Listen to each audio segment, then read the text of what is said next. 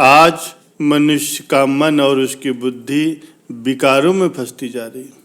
मनुष्य हर पल चिंतित रहता है और हमेशा परेशान रहता है। इन सब का कारण है उसकी अज्ञानता। भगवान ने ये अनमोल रतन मानव जीवन अशांत रहने के लिए नहीं दिया है। प्यारे सज्जनों, जब कोई मशीन हम घर पर लेकर के आते हैं तो उसके साथ एक बुकलेट मिलती है जिसमें मशीन को कैसे चलाना है इस बारे में लिखा होता है। ठीक उसी प्रकार से भगवान ने हमें ये मानव जीवन दिया है और इस मानव जीवन को कैसे सफल करना है ये हमें सत्संग से और धर्मशास्त्रों से पता चलता है। इसलिए जीवन से सत्संग को अलग नहीं किया जा सकता, क्योंकि जब सत्संग ही जीवन में नहीं रहेगा तो संसार के प्रति आकर्षण बढ़ेगा। संसार के प्रति मोह मनुष्य के जीवन को विनाश की तरफ ले जाता है। सत्संग की अग्नि में मनुष्य के सारे विकार नष्ट हो जाते हैं। प्यारे सज्जनों, आनंद कहीं बाहर नहीं है, वो तो भीतर ही है। लेकिन मनुष्य ने मन के चारों तरफ संसार के मोह की चादर लपेट रखी है, इसीलिए वो आनंद ढक जाता है और उसे महसूस ही नहीं होता। और जब सत्संग से वो मोह रूपी चादर हट जाती है तब फिर आनंद ही आनंद मिलने लगता है। जैसे कोई मूर्तिकार पत्थर को तराशता है और पत्थर से गंदगी हटा करके उसे मूर्ति का रूप देता है, ठीक उसी प्रकार से जीवन में जो अशांति है, परेशानियां हैं, जो विकार आदि रहते हैं, उनको सत्संग हटा देता है और मनुष्य एक निर्मल चरित्र बन जाता है।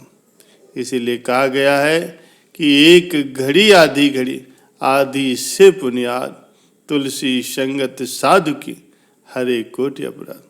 सत्संग में बताई जाने वाली बातों को जीवन में धारण करने पर ही आनंद की प्राप्ति होती है और प्रभु से प्रीत पैदा होती है।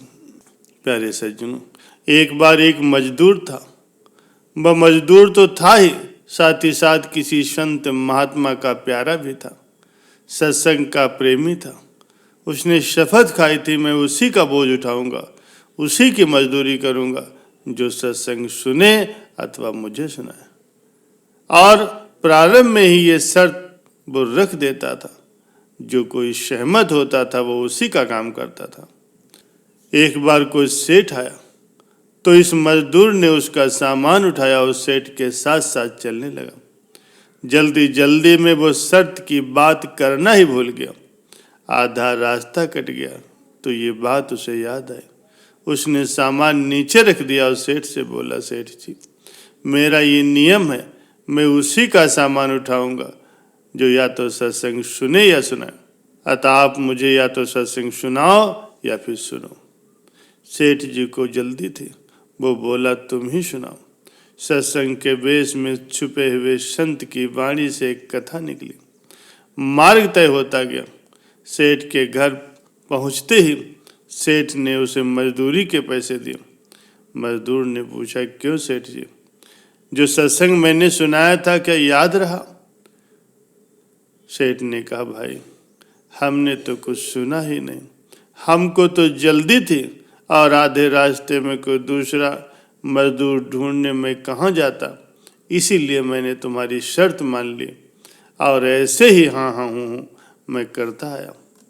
हमको तो अपने काम से मतलब था, तुम्हारे सत्संग से नहीं। उस भक्त मजदूर ने सोचा, ये कैसा अभागा है, मुफ्त में ही इसे सत्संग मिल रहा था और इसने सुना ही नहीं। ये पापी मनुष्य की पहचान होती है। उसके मन में तरह तरह के ख्याल आ रहे थे। अचानक उसने सेठ जी की ओर देखा और गहरी सांस लेकर के उसने कहा, सेठ जी, कल शाम को 7 बजे आप सदा सदा के लिए इस दुनिया से विदा हो जाओगे। अगर 7:30 बजे तक जीवित रहे तो फिर मेरा सिर कटवा देना। जिस गंभीरता से उसने ये बात कही थी, ये सुन करके सेठ कांपने लगा। उसने भक्त के पैर पकड़ लिए। भक्त ने कहा, सेठ जी, आप मेरी बात ध्यान से सुनो।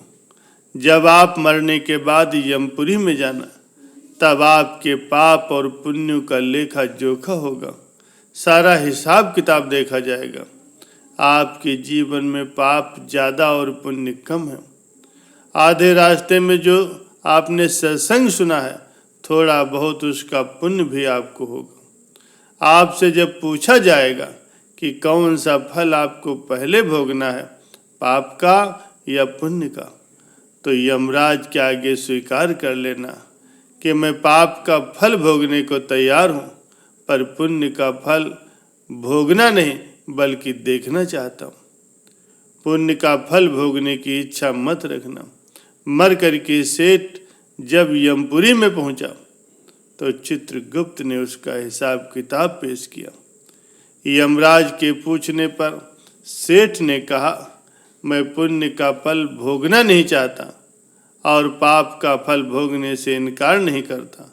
कृपा करके पहले मुझे सत्संग के पुण्य का फल क्या होता है वो मैं देखना चाहता हूँ। पुण्य का फल देखने की कोई व्यवस्था यमपुरी में नहीं थी। पाप पुण्य के फल भुगताए जाते हैं बल्कि दिखाए नहीं जाते। यमराज को कुछ समझ में नहीं आया। ऐसा मामला तो यमपुरी में पहली बार आया था। यमराज उसे लेकर के धर्मराज के पास गए। सारी बात सुन करके धर्मराज भी उलझन में पड़ गए। चित्रगुप्त, यमराज और धर्मराज तीनों सेठ जी को लेकर के सृष्टि के आदि परमेश्वर के पास पहुंचे। धर्मराज ने पूरा वर्णन पेश किया। परमपिता मंद मंद मुस्कुराने लगे और तीनों से बोले, ठीक है, जाओ अपना अपना काम देखो। सेठ को सामने खड़ा रहने दिया। सेठ बोले, प्रभु मुझे सत्संग के पुण्य का फल भोगना नहीं, अपितु देखना है।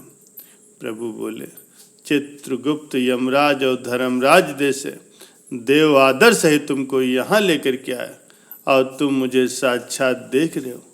इससे अधिक तुम्हें और क्या देखना है।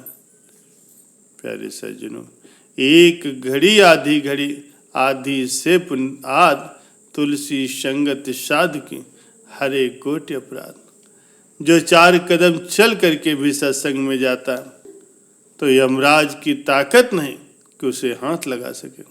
सत्संग की महिमा इतनी विशाल है कि सत्संग सुनने मात्र से ही पाप ताप संताप सभी खत्म हो जाते हैं। मनुष्य के पाप करने की रुचि भी कम हो जाती है। उसका आत्म बल बढ़ता है और उसकी सारी दुर्बलताएं दूर हो जाती हैं।